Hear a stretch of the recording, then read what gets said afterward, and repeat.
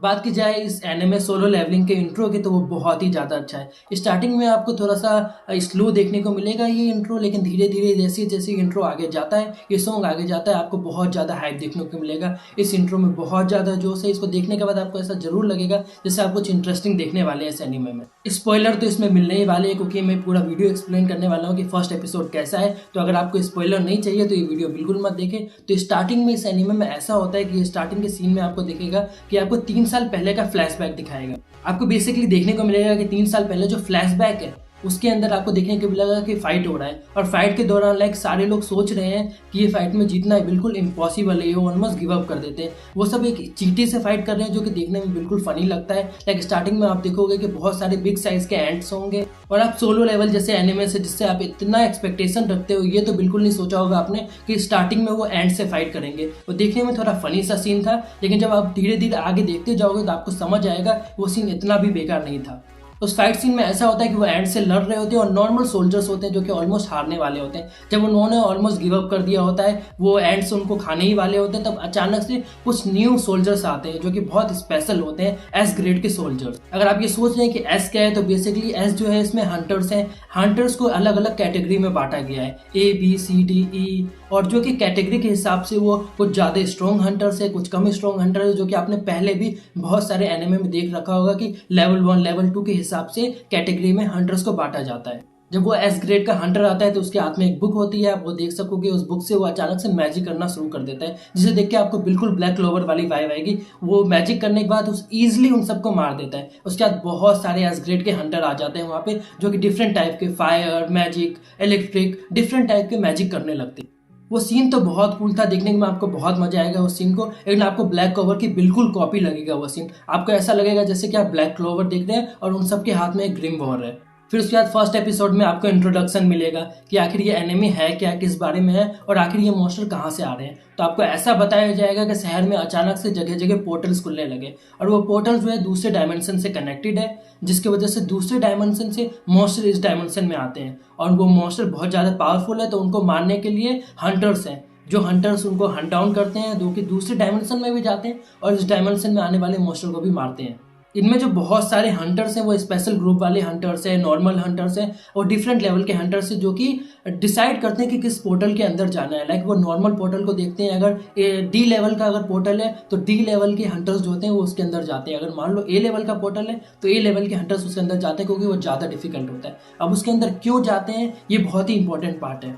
वो उसके अंदर इसलिए जाते हैं कि उसके अंदर बहुत सारे रिसोर्सेस हैं। लाइक पहला रीज़न ये है कि अगर आप मॉन्स्टर को मारते हो तो आपको मॉन्स्टर से क्रिस्टल मिलता है, जो कि बहुत ही ज़्यादा इंपॉर्टेंट है। आप उस क्रिस्टल को यूज़ कर सकते हो डिफरेंट टाइप के वेपन्स बनाने के लिए। डिफरेंट कैटेगरी के मॉन्स्टर को अगर आप मारते हो, लाइक हायर लेवल के अगर मॉन्स्टर को आप मारते हो तो आपको हायर लेवल का क्रिस्टल मिलेगा, जिससे आप हायर लेवल का वेपन बना सकते हो। लोअर लेवल के मॉन्स्टर को मारते हो तो आपको लोअर लेवल का वेपन मिलने वाला है। ऑल्सो हंटर पोर्टल में इसलिए जाते हैं ताकि वो दूसरे डायमेंशन में जा सके। उसके अंदर एक लाइक केव जैसा होता है, गुफा टाइप का। आप उसके अंदर जाते हैं और मॉन्स्टरों को मारते हैं और वहाँ से रिसोर्सेज भी लेके आते हैं। तो इट इज़ लाइक वो दूसरे डायमेंशन में जाके वहाँ से रिसोर्सेज भी कलेक्ट करते हैं हंटर्स, और जो जितना ज़्यादा रिसोर्सेज कलेक्ट करता है वो उतने ज़्यादा उसके पास पैसे होते हैं वो क्रिस्टल, और वो उससे उतने ज़्यादा एक्सपेंसिव वेपन्स खरीद सकता है, और उनका लेवल और बढ़ते जाता है, उतने ज़्यादा वो स्ट्रॉन्ग होते जाते हैं हंटर्स। जब ये सारा सीन खत्म हो जाएगा तब आपको अपना मेन कैरेक्टर देखने को मिलेगा, जिन्वू, जो कि आपने हर एक एनिमे में देखा होगा। इंट्रोडक्शन के बाद हमारा मेन कैरेक्टर आता है, और हमेशा की तरह इसमें भी हमारा मेन कैरेक्टर कुछ ज़्यादा ही वीक है। जो सबसे लोएस्ट रैंक होता है ई रैंक, उसमें हमारा मेन कैरेक्टर जिन्वू होता है। वो अभी एक मिशन पे जाने वाला होता है, और उस मिशन में सब उसके साथ हंस रहे होते हैं कि इतना वीक है वो, हिस्ट्री का सब उसे ये कह रहे होते हैं कि हिस्ट्री का सबसे वीकेस्ट हंटर है। पता नहीं है हर एक एनिमे में इतना कॉमन क्यों है। आप जो भी एनिमे देखने के लिए जाओगे उसमें मेन कैरेक्टर का हमेशा यही सीन होता है। मेन कैरेक्टर बहादुर होता है, उसे लाइफ में कुछ करना होता है, उसका दिल अच्छा होता है, लेकिन वो सबसे वीक होता है, उसमें बिल्कुल पावर नहीं होता है। स्टार्टिंग में ऑलमोस्ट हर एनिमे में ऐसा क्यों दिखाते हैं, बहुत रिपीटेड सा हो गया है। तो इसे देख के आपको एक्साइटमेंट नहीं मिलेगा। ये बहुत पुराना, बहुत ही आपने एनिमे में देख चुका होगा, तो थोड़ा सा कॉपी जैसा सीन आता है, लेकिन जो है सो है। और जैसा कि मैंने आपको पहले ही बताया था कि आप अगर मारते हैं मॉन्स्टर को तो आपको वेपन्स मिलता है, और उससे आप ज़्यादा स्ट्रॉन्ग होते जाते हैं। और हमारा मेन कैरेक्टर जो है वो हमेशा मुसीबत में पड़ता है। वो तो नॉर्मल से सबसे लोएस्ट रैंक के जो मॉन्स्टर होते हैं ना, उन्हें भी नहीं मार पाता है, क्योंकि वो सबसे वीक है। अब क्योंकि वो लो रैंक के भी मॉन्स्टर को नहीं मार सकता है, इसलिए उसके पास वेपन्स भी नहीं होते, उसके पास एक छोटी सी नाइफ टाइप की होती है, उससे ज़्यादा कुछ नहीं होता है, उसके अंदर कोई पावर नहीं होता, वो ज़्यादा कुछ नहीं कर सकता और बहुत ही ज़्यादा वीक होता है क्योंकि वो सिर्फ वही अफोर्ड कर सकता है। पर उसके पास कोई और ऑप्शन नहीं होता, उसको अपने फैमिली की देखभाल करना है। उसकी एक मॉम है जो कि हॉस्पिटल में है और एक उसकी सिस्टर है जिसको उसको कॉलेज भी भेजना है, तो उसके लिए उसको पैसे की ज़रूरत होती है जो कि मॉन्स्टर को हंट डाउन करके ही मिल सकता है, तो उसको ये काम करना ही पड़ता है। हमारा जिन्वू बिल्कुल रेडी होता है, उसी के साथ आपको यहाँ पे एक गर्ल कैरेक्टर दिखेगी जो कि कह सकते हैं शायद इसकी फीमेल कैरेक्टर है, मेन कैरेक्टर, जो जिसका नाम होता है जूही। वो उसके साथ होती है, उसके साथ बिल्कुल फ्रेंडली वे में होती है, बात कर रही होती है, सब उसको वीक समझ रहे होते हैं जिन्वो को, लेकिन उसके बावजूद जूही उसके साथ होती है। वो थोड़ी हायर लेवल की होती है, वो स्ट्रांग होती है। एक ग्रुप बनाया जाता है पोर्टल में जाने के लिए, वो बहुत ही लो लेवल के डी लेवल के एक पोर्टल में जा रहे होते हैं जहाँ पे वो फाइट कर सके और मॉन्स्टर को मार के कुछ रिसोर्सेस ला सके। उस ग्रुप का हिस्सा जिन्वो भी होता है, जूही भी होता है, और उनका जो उस ग्रुप का लीडर होता है उसका नाम होता है सॉन्ग। वो सब डिसाइड करते हैं कि डंगन के अंदर जाएंगे, उसके अंदर मॉन्स्टर को मारेंगे और रिसोर्सेज को लेंगे। वो अंदर जाते हैं, वहाँ पे बहुत मुश्किल से हमारा मेन कैरेक्टर तो फिर से मरने वाला होता है, लेकिन हमेशा की तरह इसमें जो गर्ल कैरेक्टर है उसके पास हीलिंग पावर होता है। जैसे कि आपने देखा होगा नारुतो में गर्ल कैरेक्टर मोस्टली हीलिंग के लिए होती है, इसमें भी आपको वो देखने को मिलेगा। इसमें जो जूही होती है वो मेन कैरेक्टर जिन्वो को अपनी हीलिंग पावर से बचाती है जो कि ऑलमोस्ट मरने वाला होता है। वो लोएस्ट लेवल के मॉन्स्टर को भी नहीं मार पा रहा होता है और उनसे बिल्कुल मरने वाला होता है, लेकिन जूही उसकी लाइफ सेव कर लेती है। तो फाइनली वो मॉन्स्टर्स को मार लेते हैं, बिल्कुल उस केव को एम्प्टी कर देते हैं, जितना रिसोर्सेज वहाँ से ले सकते हैं ले लेते हैं। और हमेशा की तरह जिन्वो को कुछ भी नहीं मिलता है, इसलिए नहीं मिलता है क्योंकि वो हमेशा बहुत वीक है और वो किसी मॉन्स्टर को मार भी नहीं पाता, इस वजह से उसको कोई भी रिसोर्सेज या क्रिस्टल नहीं मिलता है। एक केव का सारा रिसोर्सेज खत्म करने के बाद वो जब जा ही रहे होते हैं तभी उनको दूसरा केव देखने को मिलता है। अब वो कंफ्यूज हो जाते हैं कि उस दूसरे केव के अंदर जाए या ना जाए। नॉर्मली ये बहुत रिस्की होता है, जब एक केव के अंदर जा रहे हो तो बहुत सारे मॉन्स्टर मिलते हैं, तो आप अगर दूसरे केव के अंदर जाते हो तो उसके अंदर और भी मॉन्स्टर होगा और भी ज़्यादा रिस्की हो सकता है।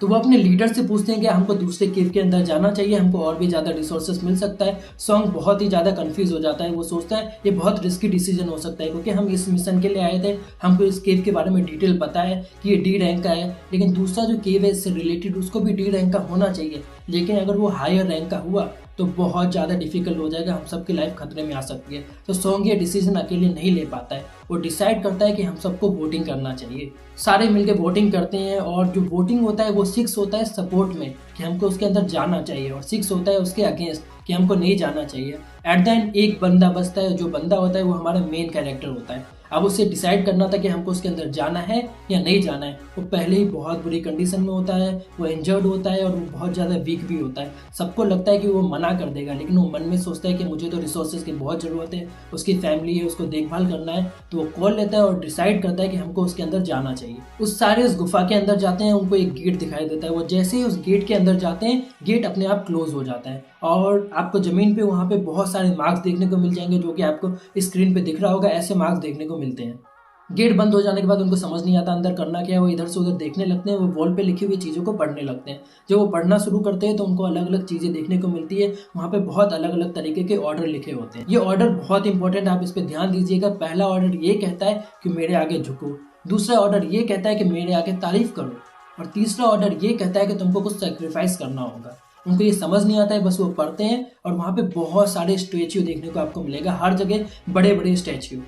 तभी एक बंदा वहाँ से जाने की कोशिश करता है, तभी वो स्टैच्यू जिसके बारे में मैंने आपको बताया था उसके हाथ में बहुत बड़ी सी स्वॉर्ड होती है और उससे उस इंसान के 2 टुकड़े कर देता है। लिटरली आपको 20 से 2 टुकड़े किए हुए आप सीन देख सकते हैं, वो 2 टुकड़े इधर से उधर पड़े होते हैं। वो बिल्कुल डर जाते हैं, उनको समझ नहीं आता है कि आखिर हो क्या रहा है, ये स्टैच्यू कैसे कर रहे हैं, बहुत पैनिक सा हो जाता है। तभी जो मेन कैरेक्टर होता है उसकी नज़र दूसरे स्टैच्यू पे पड़ती है। जो दूसरा स्टैच्यू होता है उसके आंख बिल्कुल रेड होने वाला होता है और उससे फायर करने वाला होता है। हमारा सिर्फ मेन कैरेक्टर इस चीज़ को देख पाता है, बाकी किसी को ये चीज़ समझ नहीं आती है। और हमारा मेन कैरेक्टर इसलिए इस चीज़ को देख पाता है क्योंकि वो खुद अपने मन में ये कहता है कि मैं इसलिए इस चीज़ को देख पा रहा हूँ क्योंकि मैंने ज़िंदगी भर अपनी ऐसे ही बिताई है। मैं हमेशा छुप के वार करता हूँ, हमेशा छुपा रहता हूँ क्योंकि मैं बहुत ज़्यादा वीक हूँ और मैं मौका ढूंढते रहता हूँ कि कहीं पे कोई मौका मिले, मैं किसी वीक मॉन्स्टर को मार दूँ। इसलिए मेरी हर जगह नज़र रहती है, इसलिए मेरी नज़र तेज है, इसलिए उसको वो दिख जाता है। और वो तब जैसे ही दिखता है कि वो आंखों से फायर करने वाला है, वो बहुत तेज चिल्लाता है और कहता है सारे नीचे झुक जाओ। और जैसे ही बोलता है सारे नीचे झुकने के लिए, आधे से ज़्यादा तो झुक जाते हैं और जो नहीं झुक पाते हैं उनको बिल्कुल जला देता है। लिटरली इतना जला देता है कि सिर्फ राख बचती है। वो सारे एक जगह इकट्ठा हो जाते हैं, उनको बिल्कुल समझ नहीं आ रहा होता है। बहुत सारे अभी लोग पहले ही मर चुके हैं, बहुत सारे हंटर मर चुके होते हैं, और जो बचे हुए हैं वो बिल्कुल डरे होते हैं, उनको समझ नहीं आ रहा होता है। सब सोच रहे हैं कि हम भी मरने वाले हैं। उनको समझ आ जाता है कि उन्होंने बहुत बड़ा पंगा ले लिया, बहुत बड़ा मिस्टेक हो गया है, क्योंकि उन्होंने सोचा था कि डी रैंक केव में ये भी डी रैंक मॉन्स्टर मिलने वाला है यहाँ पे, पर ऐसा नहीं है। उनको रियलाइज होता है ये डी मे भी बी और ए इवन एस रैंक के भी हो सकते हैं, क्योंकि वो इतने स्ट्रांग होते हैं, इतने ज्यादा स्ट्रांग होते हैं कि उनसे फाइट करना इम्पॉसिबल होता है। आप ये समझ सकते हैं इतने स्ट्रांग होते हैं, क्योंकि आप सोलो लेवलिंग के पोस्टर देखोगे तो उसमें जो आपको स्टैचू देखने को मिलता है, जो फेस देखने को मिलता है, वही लिटरली इस सीन में आपको देखने को मिलेगा। जो पोस्टर पे वही कैरेक्टर, वही स्टैचू आपको इस फर्स्ट एपिसोड में देखने को मिलेगा, तो आप समझ सकते हैं उसका बहुत बड़ा इंपॉर्टेंट रोल होने वाला है। तभी हमारा मेन कैरेक्टर डरा हुआ मन में सोचने लगता है कि यही दी एंड है हमारा, यहीं पे मैं मरने वाला हूँ। यहीं पे सारे लोग पैनिक हो जाते हैं और यहीं पे फर्स्ट एपिसोड खत्म हो जाता है। मुझे तो इसका फर्स्ट एपिसोड देख के बहुत मजा आया। बहुत सारी ऐसी चीज़ें थी इसमें जो कि बहुत रिपीटेड थी,